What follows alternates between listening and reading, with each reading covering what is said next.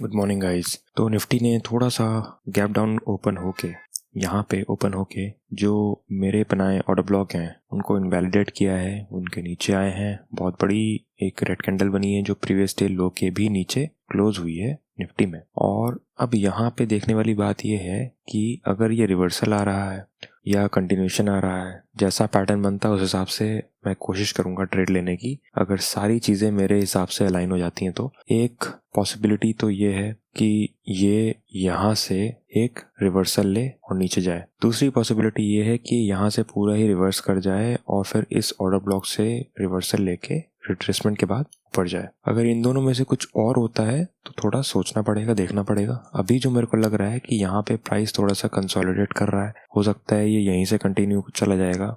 उसमें मैं इतना इंटरेस्टेड नहीं रहूँगा, बट देखते हैं बाकी सारी चीज़ें कैसे अलाइन होती हैं। अगर ये इसके ऊपर चला जाता है और यहाँ से रिट्रेस करके रिवर्स लेता है तो ज़्यादा बेटर है, और अगर ये इसको ब्रेक करके यहाँ से ऊपर जाता है तो ज़्यादा बेटर है, क्योंकि ये जो पूरा एरिया है ये काफ़ी बायर इंटरेस्टेड एरिया लगता है मेरे को। यहाँ पे काफ़ी सारे लोग हैं जो बाय करने के लिए रेडी हैं अगर ये एरिया इंटैक्ट रहता है तो देखते हैं। 5 मिनट्स चार्ट पे अभी कोई एज सच खास पैटर्न नहीं बना है। यहाँ पे प्राइस हॉल्ट कर रही है और एक रिवर्सल का साइन दे रही है। यहीं पे एग्जैक्टली कोई बाइंग नहीं होगी क्योंकि मेरा एक ऑर्डर ब्लॉक है जो रेजिस्टेंस का काम कर सकता है यहाँ पे। हाँ, अगर कोई बहुत ही स्ट्रॉन्ग पैटर्न बनता है तो देखते हैं कंसिडर करना है कि नहीं। तो गाइस निफ्टी तो आज एक पूरा डाउनवर्ड ट्रेंड में ही दिख रही है और निफ्टी ने एक और लोअर लो बना के काफ़ी नीचे 26,000 के आसपास आने की कोशिश करती दिख रही है। तो ये जो ब्रेकडाउन हुआ है यहाँ मैंने कोई एंट्री नहीं दी क्योंकि यहाँ पे मोमेंटम अचानक से आया है। उससे पहले कोई जो हायर हाई था वो नहीं बना था। ये पुट में एक हायर हाई बना था, उसके ऊपर कोई हाई नहीं बना था, जबकि निफ्टी में एक लोअर लो ऑलमोस्ट बन गया था। अगर आप देखो तो लोअर लो क्लोजिंग हो गई है। ये जो लो है इसके जरा से नीचे लो बन गया था, बट पुट में ऐसा कुछ नहीं था और ये अचानक से एक मूव आया है। तो इस मूव का अगर फॉलो अप आता है तो एंट्री कर सकते हैं, और अगर ये रिट्रेस करके यहाँ तक आके रिवर्सल दिखाता है तो एंट्री कर सकते हैं। तो भी और भी चीज़ें हैं जो मैं देख रहा हूँ, उस हिसाब से अगर सेटअप बनता है तो मैं एंट्री लूँगा, क्योंकि ऑप्शंस में कोई खास पैसा नहीं बनता दिख रहा था अभी तक। अभी ये जो मूव आई है इसके बाद चांसेस हैं कि एक अच्छा एक्सटेंडेड मूव लग सकता है डाउन साइड, अगर ये यहाँ से रिवर्स करता है तो देखते हैं क्या होता है। जैसा भी होता है मैं एंट्री लूँगा तो आपको अपडेट करता हूँ। चलो यार, यहाँ पे एंट्री कर ली है मोमेंटम के साथ। एक और डाउन साइड ब्रेकआउट आ सकता है। 5 मिनट्स की कैंडल में 1.5 मिनट है, अभी 2 मिनट के आसपास है क्लोज होने के लिए। और ये स्विंग लो का स्टॉप लॉस मैं चाहता था लेकिन प्राइस थोड़ा ऊपर निकल गया, तो अब ये लो ही मेरा स्टॉप लॉस है। 1:2 आते ही इसमें से मैं निकल लूँगा। मूवमेंट तो अच्छा आ रहा है। ये पुट का डे हाई है, ये निकलना थोड़ा सा मुश्किल होता है। देखते हैं जाता भी है कि नहीं, क्योंकि मार्केट ऑलरेडी अच्छा खासा मूव कर चुका है। तो क्विक टारगेट बुक करना पड़ेगा अगर आता है तो, क्योंकि कहीं से भी रिवर्स हो सकता है अदरवाइज। तो मैंने अपने स्टॉप लॉस को ना ब्रेक इवन से थोड़ा लो ट्रेल कर लिया है। ये जो कंसोलिडेशन हो रहा है ना, इस कंसोलिडेशन के लो के आसपास ही मैंने बेसिकली इस बड़ी कैंडल के बेस पे मैंने शिफ्ट कर दिया है, क्योंकि ये जो कंसोलिडेशन हो रहा है अगर ये नीचे की तरफ ब्रेक हुआ तो कोई फ़ायदा नहीं है इस ट्रेड में पूरा 500 का एसएल देने में। वैसे भी ये मेक और ब्रेक जोन है। अगर यहाँ पे ये ट्रेंड लाइन ब्रेक हो जाती है तो ये रिवर्स हो जाएगा, और या फिर एक क्विक मूव यहाँ पे ब्लास्टिंग मूव यहाँ पे दिखना चाहिए। तो मैं इसी पे बेट कर रहा हूँ, या तो ब्लास्टिंग मूव आएगा या फिर मैं एक छोटे स्टॉप लॉस के साथ निकलना प्रेफर करूँगा। ये कोई मेरे A+ सेटअप वैसे भी नहीं है जो मैं इसको पूरा स्टॉप लॉस तक होल्ड करना चाहूँ। तो जो 1 मिनट के टाइम फ्रेम पे एक ब्रेकआउट भी आ गया है और 5 मिनट के टाइम फ्रेम पे ऑलमोस्ट 2 मिनट है। अगर ये नीचे की तरफ क्लोज हो जाती है कैंडल तो अच्छा मूव मिल सकता है। बहुत ही बड़ा टारगेट मैं बिल्कुल नहीं देख रहा हूँ इसमें। जैसे ही मेरे को मेरा 1:2 मिल जाएगा, सिर्फ 1000 रुपये ही, ज़्यादा बड़ा नहीं देखूंगा। ट्रेल कर लूँगा, अगर उसके ऊपर आता है कंटिन्यूएशन तो ठीक है, बुक करते रहेंगे, ट्रेल करते रहेंगे। नहीं आता है तो फिर बस वही एग्जिट कर लेंगे 1:2 पे। तो आई थिंक अब रेडी ले लेते हैं। मूव अच्छा आ रहा है पहले तो इसको, चलो ठीक है, मूव तो आ ही रहा है। चलो मैंने ड्रॉप कर दिया है और ये रहा, ठीक है।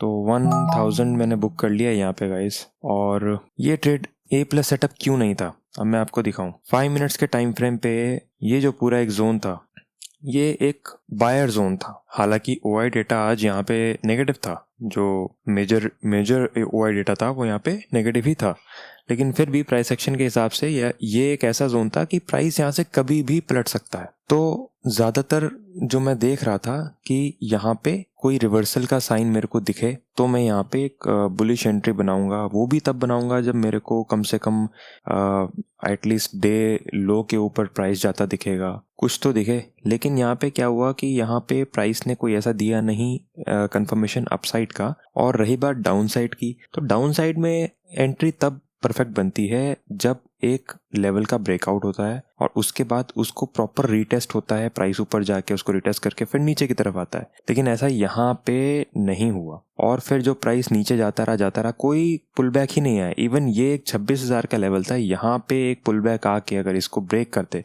तो यहाँ पे काफ़ी एंट्री बन सकती थी डाउन साइड के लिए। बट ये एक वेक सी एंट्री थी, यहाँ पे प्राइस आया और जब से नीचे चला गया, तो इसका कोई सेंस नहीं बनता दिखा है। ये बहुत ही स्लो मार्केट नीचे जाता रहा और बस एक बड़ी कैंडल बन के ही हो गया। यहीं पे हुआ है कि भाई ये जो पूरी ट्रेंड लाइन आई है, यहाँ से इसने एक रिट्रेसमेंट लिया, उसके बाद एक ब्रेकआउट दिया और यहाँ पे मैंने इसको पकड़ा और छोटा सा टारगेट एक कैंडल का लेके निकल गया।